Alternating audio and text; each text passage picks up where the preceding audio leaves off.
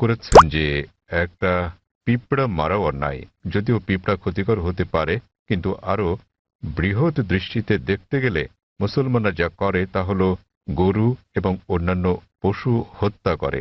ওনার মতে মুসলমানরা অনেক বেশি গরুর মাংস, খাসির মাংস ইত্যাদি খায়। তো এটা কি অন্যায় নয়?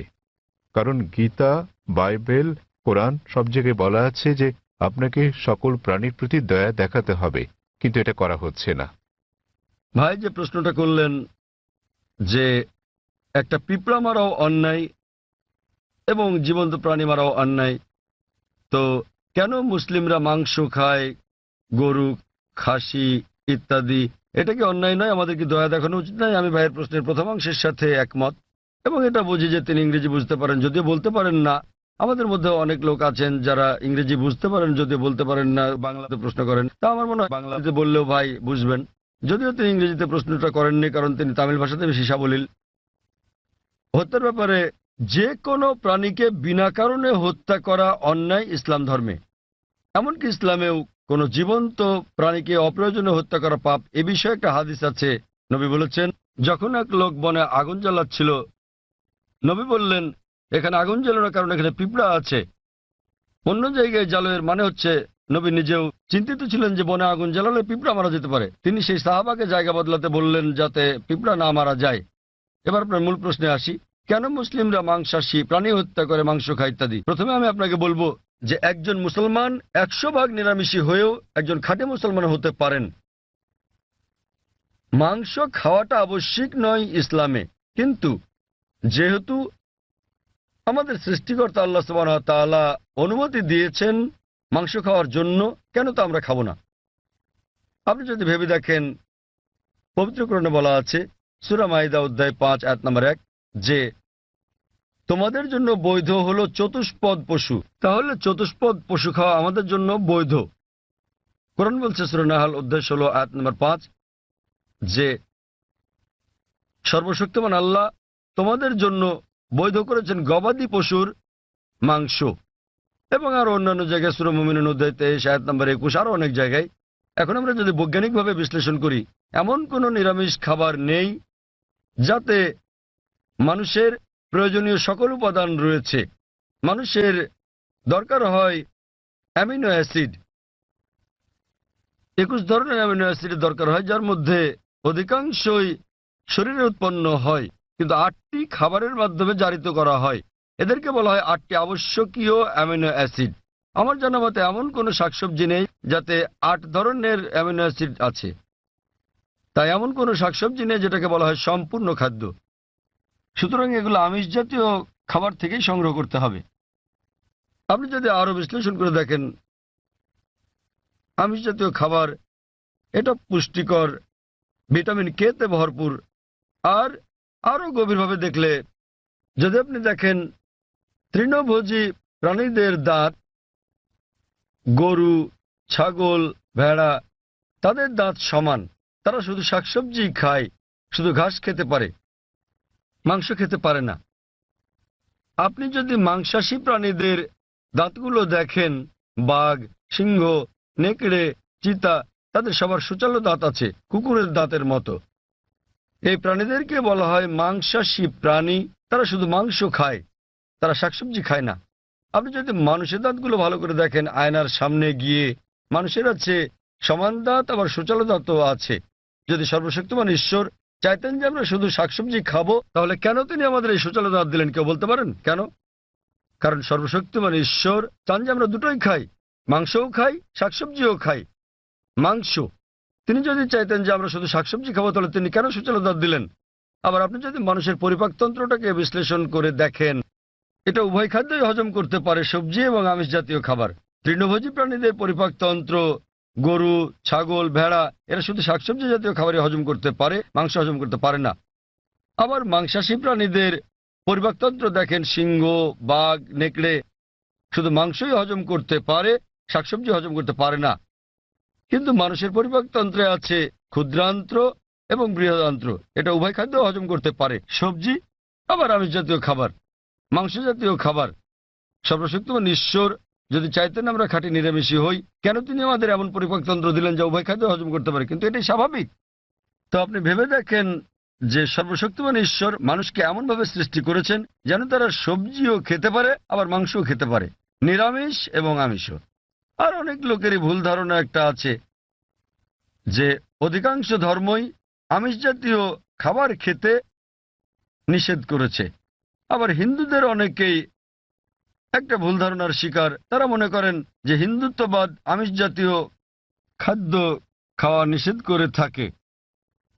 আসলে আপনি যদি হিন্দু ধর্মগ্রন্থগুলো পড়েন, যদি পড়েন মনুস্মৃতি অধ্যায় নম্বর 5 অনুচ্ছেদ 30, এতে আছে ঈশ্বর কিছু প্রাণীকে সৃষ্টি করেছেন খাওয়ার জন্য আর কিছু প্রাণীকে খাদ্য হওয়ার জন্য।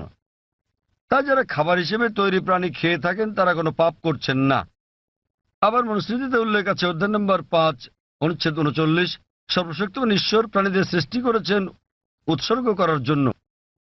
তা যদি এই প্রাণীদেরকে খেয়ে থাকেন কোনো পাপ করছেন না। মনুস্মৃতি অধ্যায় 5 অনুচ্ছেদ 41 আছে যে উৎসর্গের প্রাণীদেরকে হত্যা করা কোনো পাপ নয়। হিন্দু ধর্মের গ্রন্থগুলোতে এরকম অনেক উক্তি আছে যেখানে আমিষ জাতীয় খাবার খাওয়ার কথা বলা হয়েছে। আপনি যদি পড়েন মহাভারত অনুশাসন পর্ব অধ্যায় 88, যুধিষ্ঠির, যিনি পাণ্ডব ভাইদের মধ্যে সবার বড়, তিনি ভীষ্মকে জিজ্ঞেস করলেন যে যজ্ঞতে অর্থাৎ পূজাতে আমরা কি উৎসর্গ করতে পারি যাতে আমাদের পূর্বপুরুষরা সন্তুষ্ট হবেন। ভীষ্ম উত্তর দিলেন যে যজ্ঞতে পূজাতে তুমি যদি লতাপাতা গাছপালা দাও তাহলে আমাদের পূর্বপুরুষেরা 1 মাসের জন্য সন্তুষ্ট হবেন, যদি মাছ দাও তাহলে সন্তুষ্ট থাকবেন 2 মাসের জন্য, তুমি যদি তাদের মাংস দাও 3 মাস, যদি খরগোশ দাও তাহলে 4 মাস, যদি ছাগল দাও তো 5 মাস, যদি শূকর দাও 6 মাস, আর যদি হরিণ দাও তাহলে 6 মাস, যদি পাখি দাও 7 মাস। আর এভাবে তালিকাটা বড় হতে থাকে। এরপর বলা আছে যে একটা ষাঁড় যজ্ঞতে দিলে 11 মাস, একটা গরু জবাই করলে পূর্বপুরুষেরা পুরো 1 বছরের জন্য সন্তুষ্ট থাকবেন। আর তুমি যদি একটা গন্ডার উৎসর্গ করো আমাদের পূর্বপুরুষেরা সর্বদাই সন্তুষ্ট থাকবেন। মহাভারতে এই পুরো মেনুটাই দেওয়া আছে। তা যদি বেদ এবং অন্য হিন্দু ধর্মগ্রন্থগুলো পড়েন তাদের ঋষি এবং ধর্মযাজকেরা আমিষ খেয়েছেন, এমনকি গরুর মাংস। কিন্তু অনেক হিন্দুকেই আপনি বলতে শুনবেন যে আমিষ খাওয়া নিষিদ্ধ, কারণ তারা অহিংস আন্দোলনের দ্বারা প্রভাবিত হয়েছেন। আপনারা জানেন জৈন এবং আরো যারা এই অহিংসতে বিশ্বাস করেন তারা বলেন যে জীবিত প্রাণী হত্যা করা নিষিদ্ধ, তাই পশু হত্যা এটা পাপ। আমি এর সাথে একমত যে কোনো প্রাণীকে হত্যা করা বিনা প্রয়োজনে করলে পাপ। কিন্তু আপনি যদি বলেন যে জীবিত প্রাণী হত্যা করা মাত্রই পাপ, তাহলে আমি বলি যে এই যে গাছপালাগুলো আছে এদেরও জীবন আছে। আগে আমরা জানতাম না যে উদ্ভিদের জীবন আছে, তাই তারা বলতো যে গাছ কাটা ঠিক আছে। আজকে আমরা জানি যে এমনকি গাছেরও প্রাণ আছে। তখন তাদের যুক্তি পাল্টে বলে, জাকির ভাই গাছের প্রাণ আছে ঠিকই, কিন্তু গাছ ব্যথা অনুভব করে না, তাই গাছকে হত্যা করা সবজি খাওয়া আমিষ বা মাংস খাওয়ার তুলনায় অনেক কম অন্যায়। এখন বিজ্ঞানের উন্নতিতে আমরা জানি যে এমনকি গাছেরাও ব্যথা অনুভব করে, কিন্তু তারা যখন কাঁদে আমরা গাছের কান্না শুনতে পারি না, কারণ আমরা প্রতি সেকেন্ডে মাত্র 20 থেকে 20,000 কম ইন্দ্রিয় আছে। প্রাণীদের আছে 5টি ইন্দ্রিয়, আর সে কারণে প্রাণী হত্যা করা বেশি অন্যায়। তো তাদের কাছে আমার প্রশ্ন যে ধরেন একজন লোক, তার এক ভাই আছে যে হচ্ছে মুখ আর বধির, শুনতেও পারে না বলতেও পারে না। এখন কেউ যদি তাকে গিয়ে মেরে ফেলে, ধরেন আপনার নিজেরই ভাই যে মুখ ও বধির, কথা বলতে পারে না শুনতেও পারে না, এখন কেউ যদি তাকে হত্যা করে আপনি কি বিচারকের কাছে গিয়ে বলবেন যে হুজুর হত্যাকারীকে কম শাস্তি দিন, কারণ আমার ভাইয়ের 2টো ইন্দ্রিয় কম ছিল, সে বলতে পারতো না শুনতে পারতো না? আপনি কি তাই বলবেন? আপনি বলবেন যে হুজুর হত্যাকারীকে দ্বিগুণ শাস্তি দিন, কারণ আমার ভাই ছিল একজন নিষ্পাপ মাসুম, সে বলতে পারতো না শুনতেও পারতো না। তো ইসলামে এরকম কোনো বিধান নেই যে কম ইন্দ্রিয় থাকলে কম শাস্তি পাবেন বা বেশি ইন্দ্রিয় থাকলে বেশি শাস্তি পাবেন। কোরআন বলছে যে তোমাদের যে সকল উত্তম জিনিস দেওয়া হয়েছে তোমরা তা ভক্ষণ করো যে পর্যন্ত সেটা বৈধ এবং হালাল অনুমতি আছে।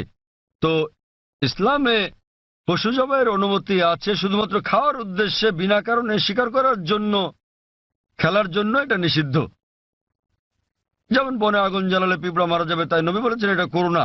তো যে কোনো জীবিত প্রাণী হত্যা করা নিষিদ্ধ যদি না এটা খাওয়ার মাধ্যমে জীবন ধারণের জন্য হয়ে থাকে, আর যদি এটা সেই সব অনুমোদিত প্রাণীদের মধ্যে হয়ে থাকে যেগুলোকে আল্লাহ বৈধ করেছেন, যেভাবে মনুস্মৃতিতে বলা আছে ঈশ্বর কিছু প্রাণীকে করেছেন খাদ্য আর কিছুকে খাদক। যদি আপনি খাওয়ার জন্য প্রাণী হত্যা করেন তাহলে কোনো পাপ করছেন না। আর না হলে এমনিতে আপনি যদি বুঝতে পারেন যদি অমুসলিমরা আমিষ জাতীয় খাবার নাও খায় আমার তাতে কোনো রকম সমস্যা নেই। কারণ যদি ভারতের প্রত্যেক অমুসলিমই আমিষ খাওয়া শুরু করেন তাহলে গরু ছাগলের মাংসের দাম বেড়ে যাবে। তাই অমুসলিমরা আমিষ না খেলে আমার কিছু যায় আসে না। কিন্তু কেউ যদি অভিযোগ করেন যে প্রাণী হত্যা অন্যায়, সেজন্য আমি উত্তরটা দিচ্ছি। আর না হলে ইসলামে আপনি একজন নিরামিষভোজী হয়েও উত্তম মুসলমান হতে পারেন, কিন্তু যেহেতু আল্লাহ অনুমতি দিয়েছেন আমিষ খাওয়াতে কোনো রকম সমস্যা নেই যদি এটা অনুমোদিত প্রাণীর মধ্যে হয়ে থাকে। আশা করি উত্তরটা পেয়েছেন।